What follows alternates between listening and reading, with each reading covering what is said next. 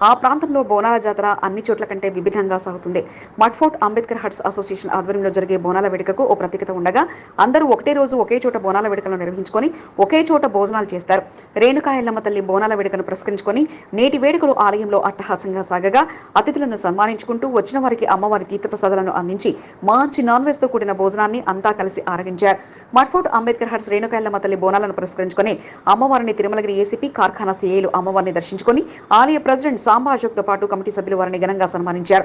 వారికి అమ్మవారి తీర్థప్రసాదాలు అందించడంతో పాటు అంతే ఒకే మారు అమ్మవారి బోనాలు సమర్పించగా తమనంతా చల్లంగా చూడాలంటూ అమ్మవారిని వేడుకున్నారు. అనంతరం అంతా కలిసి ఒకే చోట సకపంతి భోజనాలు నిర్వహించారు. కార్యక్రమంలో వెంకటరాములు, వెంకట్, అంజీ, సాయికృష్ణతో పాటు పలువురు పాల్గొన్నారు.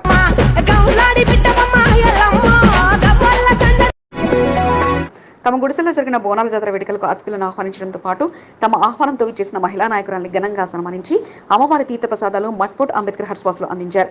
మడ్ఫోర్ట్ అంబేద్కర్ హట్స్లోని రేణుకా ఎల్లమ్మ తల్లి ఆలయ బోనాలను పురస్కరించుకొని కార్యక్రమంలో అతిథిగా బీఆర్ఎస్ సీనియర్ నాయకులు నివేదిత, సాయన్న పాల్గొన్నారు.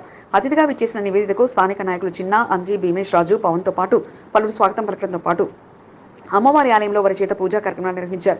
అనంతరం వారి ఇంటి మహిళలతో కలిసి నివేదితను ఘనంగా సన్మానించడంతో పాటు అంతా ఒకటికి నేడు పండుగ వేడుకలను నిర్వహించుకున్నట్లు చిన్న అంజి తెలిపారు. నిన్నాడి కొలువ